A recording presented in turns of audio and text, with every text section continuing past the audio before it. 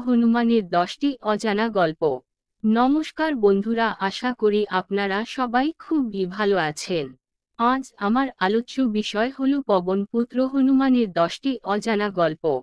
হনুমান দাদার সেই 10টি গল্প সম্পর্কে জানার জন্য আপনাদেরকে এই ভিডিও শেষ পর্যন্ত দেখার অনুরোধ রইল।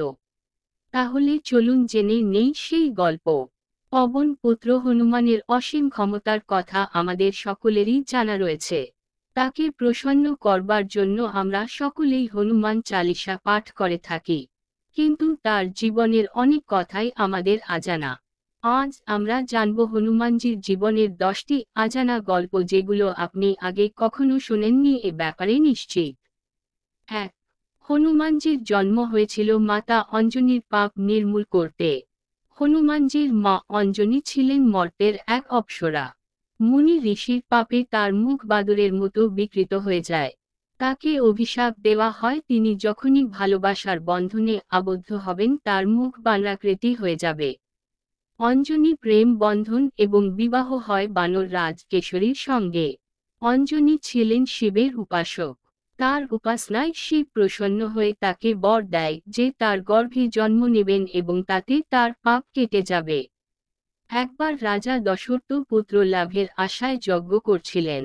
সেই যজ্ঞের প্রসাদ, যেটা কৌশলার পাতে পড়ার কথা ছিল, সেটি একটি চিল এসে আচমকাই নিয়ে উড়ে চলে যায় এবং অঞ্জনির পাতে পড়ে। অঞ্জনি সেটি শিব ঠাকুরের প্রসাদ ভেবে খেয়ে নেয় এবং গর্ভবতী হয়। পরে শিব ঠাকুরের 11তম রুদ্র অবতার হনুমানের জন্ম হয় এবং মাতা অঞ্জনি পাপ মুক্ত হন। 2. শ্রীরামের দ্বারা হনুমানকে মৃত্যুদণ্ড প্রদান। কি শিরোনাম পড়ে অবাক হচ্ছেন? হ্যাঁ, এমনটাই একবার হয়েছিল। যেই প্রভু রামের হনুমান ভক্ত ছিল, সেই রামই একবার হনুমানকে বধের জন্য চেষ্টা করেছিলেন। একবার কোন এক কারণে রামচন্দ্রের গুরু বিশ্বামিত্র হনুমানের ওপর প্রচণ্ড ক্ষুব্ধ হন এবং তিনি শিষ্য রামকে হনুমান বধের আদেশ দেন। রাম গুরুর আদেশ পালন করবার জন্য হনুমানজির ওপর অনেক মায়াবী বাণ বর্ষণ করেন, কিন্তু হনুমান সেই বাণের বিপরীতে ধগমগ্ন হয়ে রাম নাম করতে থাকেন নিরন্তর। রাম নামের প্রভাবে শ্রী রঘুবীরের একটিও বাণ হনুমানের গায়ে লাগেনি। রাম নামের জন্য হনুমান একেবারে অক্ষত থাকেন। 3. মাতা সীতার উপহার হনুমানের প্রত্যাখ্যান। সীতা মাতা একবার প্রসন্ন হয়ে খুব সুন্দর এক সোনার হার উপহার দেন হনুমানকে, কিন্তু হনুমান সেই উপহার নিতে অস্বীকার করেন।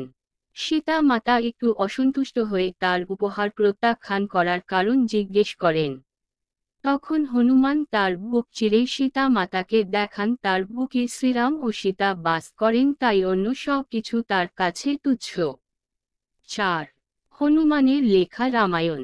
হনুমানজিও একবার রামায়ণ লিখতে গেছিলেন, বরং বলা ভালো রামায়ণ লিখেছিলেন। লঙ্কা কাণ্ডের পর হনুমানজি একবার হিমালয়ে গিয়ে নখ দিয়ে রামায়ণ রচনা করতে লাগলেন। কিন্তু এদিকে ঋষি বাল্মীকি এই কথা শুনে একটু অভিমান করেন। বাল্মীকির অভিমানের কথা শুনে হনুমানজি তার লেখা রামায়ণ সহ পর্বতটি সাগরে ফেলে দেন।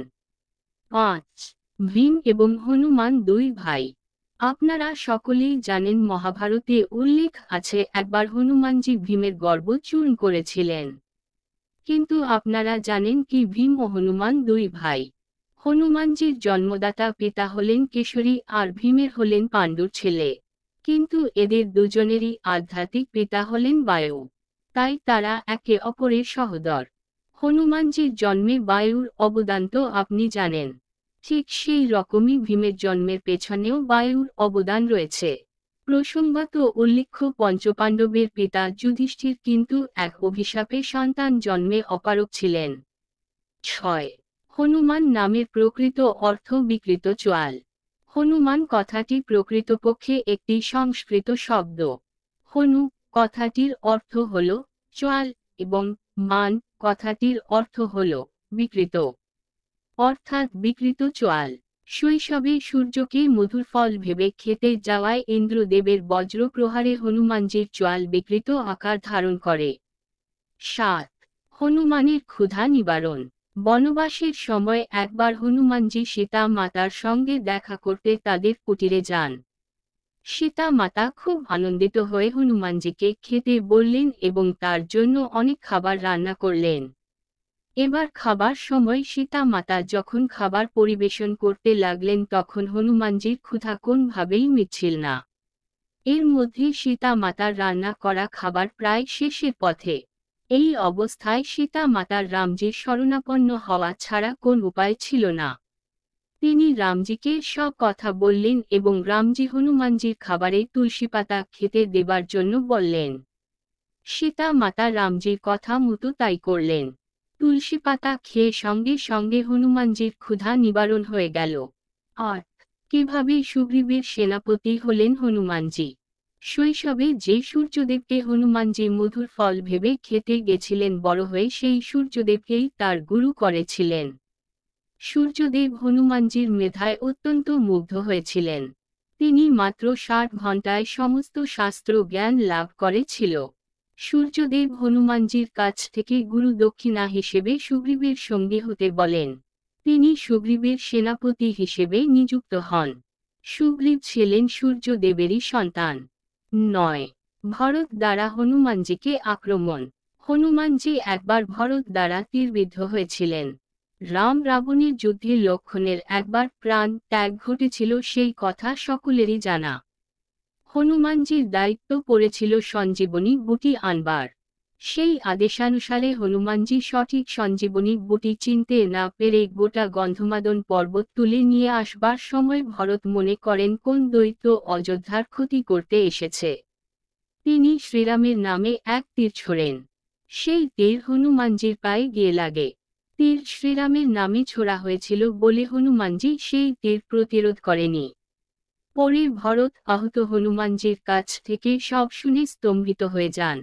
তিনি হনুমানজিকে সাহায্য করবার কথা বললেও হনুমানজি তা নিতে অস্বীকার করেন। 10.